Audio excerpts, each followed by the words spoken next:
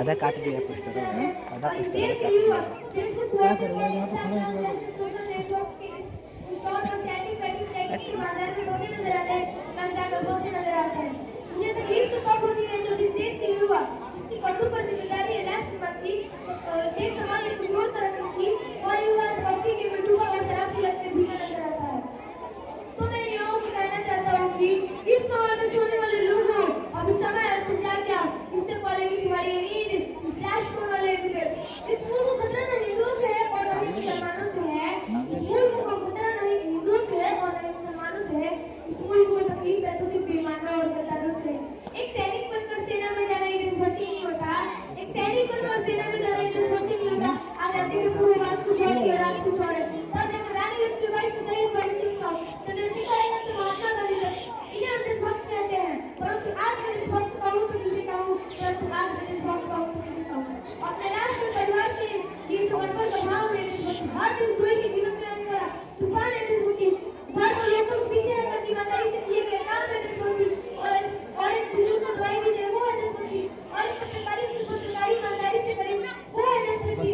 और एक शिक्षा पैसों के लिए जो विद्यार्थी को आगे बढ़ाने के उद्देश्य से हो वो है देशभक्ति।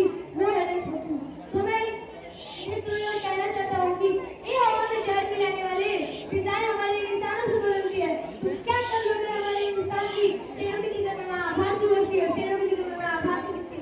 और आज मैं बात करूँ महिलाओं को शिक्षित नहीं बल्कि सुरक्षित रखने की जरूरत है। क्योंकि आजकल देश प्रतापवान और बनता है जिसमें बढ़ती चल रही है।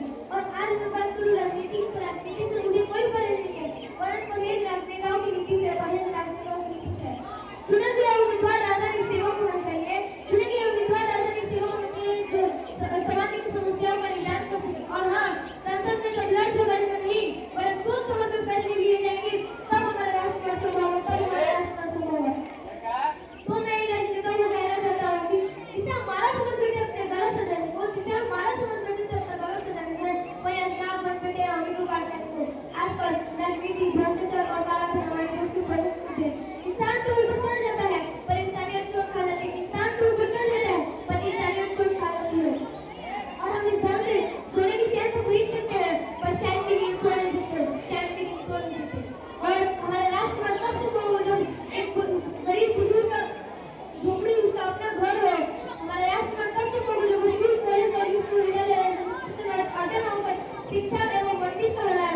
राष्ट्र में तब को जब किसी भी इंसान के विकास लिखना और किसी भी व्यक्ति के साथ किसी भी व्यक्ति के भविष्य के साथ खिलवाड़ किया जाए। राष्ट्र में तब को जब एक गरीब किसान के खेतों में पानी पहुंचाया जाए। और अंत में किसी शायर और की शायरी और अपने तमन्ना के साथ किसी वाणी को विराम करना चाहता हूँ। काश मेरी जिंदगी में सरहद की कोई शाम आए, काश मेरी जिंदगी में सरहद की कोई शाम आए, काश मेरी जिंदगी मेरे वतन के काम आए। न खौफ है मौत का, न आंसू है जिंदगी की, न खौफ है मौत का, न आंसू है जिंदगी की। बच्ची को है शहीदों तो उनमें मेरा भीख नाम आए, उनमें मेरा भीख नाम आए। जब कोई पूछे मेरे बारे में मेरी तकदीर लिख देना, उठाना दिलों का झंडा सिरे पर हिंदुस्तान लिख देना। और कोई पूछे पागल था एक और तो क्रांतिकारियों की शैली और इनकलाब का नाम लिख देना। और एक खुद भी बचा हो जिसमें लोगों जिसको में उसको निकालना और ना तुझे सलाम लिख देना, उसको निकालना और ना तुझे सलाम लिख देना। Thank you. जय भारत। जोरदार तालियां हो।